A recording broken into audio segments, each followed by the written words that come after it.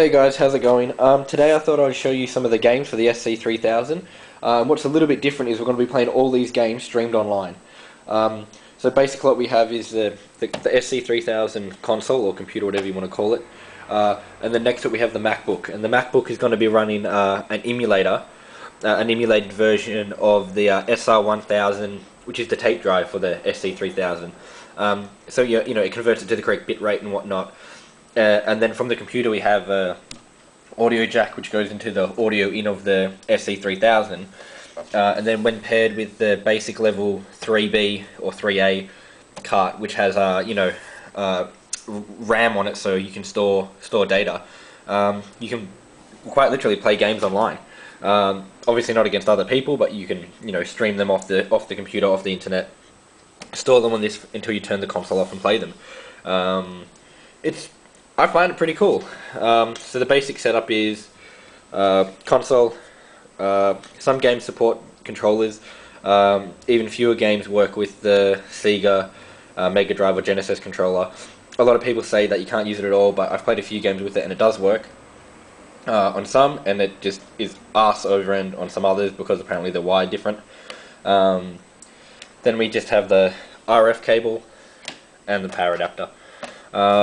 So why don't I just quickly show you what's involved with it, and then I'll show you some gameplay. Okay, so first off what we do is we go to sc-3000.com, and you can go to the tape dump section and pick a game that's compatible. I can only play the games that require the basic level 3A. I have the 3B, which has more RAM, but none of the games utilize it. There's also a disc version of the basic, and I can't run any of those games, just the cartridge version, because obviously I don't meet the requirements. So then once you've picked a game that you meet the requirements of, you just get ready to press load, and then you get SC3000, type in LOAD, type in load. Then we just want to press enter, press load on the tape drive, and then you'll notice it says loading start. Then it'll say found shootout. Now this takes quite a long time to load, so I'll just jump ahead. So after a little while it will say loading end. Then we just go down to console, type run, enter, and then it should start up the game, hopefully. Okay, so this is Shootout. All these games are by Poseidon, so I mean they're not the big hitting Sega games, but I mean they're still pretty fun. They don't cost anything to play, obviously, so you can't really complain. But I mean, from what I understand, this is kind of I think it's kind of educational game where the idea is to press the numbers, maybe letters as they appear. Input speed, why don't I do 2 just to start off? Okay, so I press 8, 100 points, okay, 5. Yeah, so it's just I missed. It's just a matter of hitting the corresponding button to whatever's that. It's kind of like if you've ever played the Typing of the Dead. It's like a really basic version of the Typing of the Dead. It's kind of boring. I'm bored already. What I might do now is just load up another game.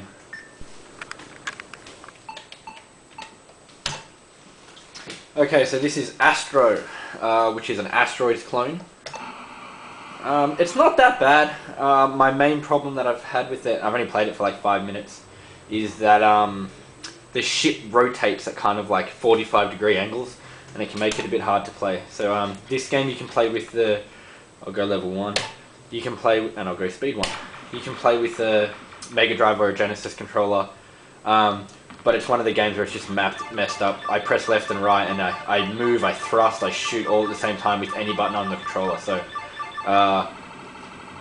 yeah, you really have to play with the keyboard, and it has a kind of crucifix looking a crucifix kind of D-pad in terms of the directional buttons location, so it's kind of hard to play. I mean, you can see there they're just 45-degree straight angles, so I mean there's a button for thrust you press, but when you press thrust and you only move at these really predetermined angles, it can become quite hard. I mean, this is the easiest mode you can play, and it's just hard to hit stuff in general. I mean, the keyboard just isn't cut out for it. Maybe if I had the proper controller it could be a bit better. It's not too bad though. I mean, it's Asteroids. I mean, it's not the beautiful vector kind of asteroids we all know and love, but it's... Oh my god, I'll get it! But yeah, it's not too bad. It's just the controls are a bit stiff. Mainly because of the... I mean, if it did a fluid 360 rotation, and maybe if even the ship moved a bit faster, it would be a lot better, but it doesn't, and it's not, so why don't I chuck on the next game? Okay, so up next is 1986, which is as blatant a Donkey Kong clone as you can possibly make. You can't use a controller for this, which is a shame because it's kind of like, you know, the most arcadey game of the lot. Oh, you can jump while you're on a ladder, that's kind of weird. Good start. So yeah, it's pretty much a Donkey Kong clone. I played 5 minutes of it this morning. There's items around there like a key, there's a hammer and a shovel. When I first started I was like, awesome, we got, you know, the hammer, so at least it's going to be, you can smash the barrels kind of thing, but nope. It's just for points. The barrels are a bit retarded and the game gets really fast, really quickly. The first ring isn't easy to clear at all.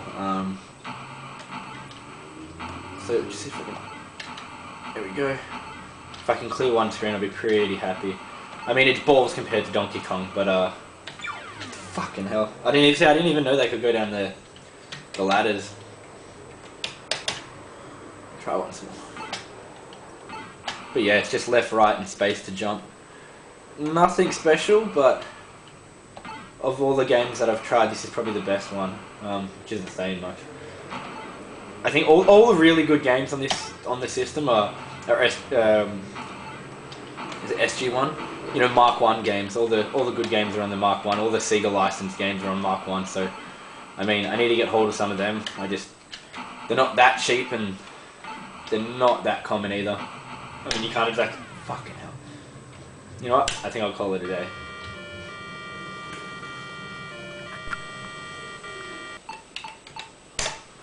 Alright, so up next is Gloopa. And Gloopa is a Pac-Man ripoff, Pac-Man clone. It's slightly different, which is kind of nice. Again, the controls for this are really hard. You can select the map if you want to play. I'll go for the first one. So the basic idea is that you have to touch all the landmass, and you only get points for the landmass you touch. So, you know, if you double back, you don't get any points that way. You don't have to eat fruit or anything like that. So they've changed up a little bit. That noise is so annoying, but the noise signifies that you can eat the ghosts, if they are ghosts in this. Ah, fuck. I suck at Pac-Man, I suck more at this game. The directional keys are just placed so awkwardly that it's not that enjoyable to play. Oh, what? That was... So I got a circle and I thought the circle was the power-up, but nope, so I died. If I stand still, does it...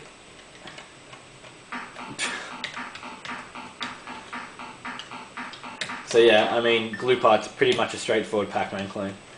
There's not really much to say about it. You can see it. I mean, the AI is kind of jerky.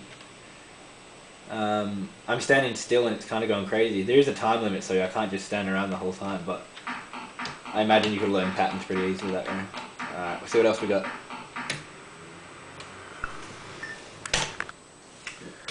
Okay, so this is Bomber. And as far as I know, there is no way to use the keyboard on this game. But the Mega Drive controller works, which is a plus. Okay. When I say level 1. What's going on? Whoa! Okay, as far as I can tell, the sound effects are gone off the head. Alright, so all I have to do is tap one button to drop a bomb. It seems to drop a few spaces ahead of me, so it's not as easy as it looks, and the plane's moving pretty far. So I think it's a bit of button... Oh, my plane's getting lower as well. Kind of like reverse Space Invaders, but really fast. I imagine if I just keep tapping, I should be alright. I mean, you can't really shoot with precision because it just kind of drops slightly ahead of you. I mean, the plus side is I can use the Genesis or Mega Drive controller. The downside is the game is pretty simple. I'll see if I can clear the level, but... shit. There we go. The sound effects are annoying as, like, even if it was silent, it would be better than this. I don't know if that's meant to be like the engine of the plane, but man, it's crazy. This is getting hard. Man, having games just gone really far. Alright, we're starting to... come on.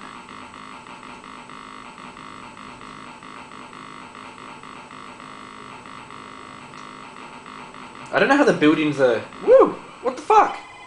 What the hell? So I gather that's it. You you play, and then once you but it says mission 1. Is there no mission 2? Why the hell did my plane just decide to smack into the ground? They kind of suicide bombed over nothing.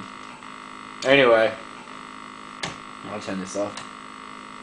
That's they're the downloadable games, or the streaming games I can play from the Sc3000.com. From what I understand, you can get hold of other dumps and you can use programs to run them off your computer, or you can convert them to the right bitrate because they need to be at the right bitrate and the right frequency and things like that. I haven't really dabbled into it, but hopefully you guys enjoyed that. Hopefully it was something new. It was new for me. Up until this morning I hadn't really tried that, and now I did, and it's all right. I kind of wish there were more commercial dumps. I'll look around and see if I can find any. If I do, I'll upload another video. If you want to see more about the Sega Sc3000, I have another video up. Check that out. See you later, guys.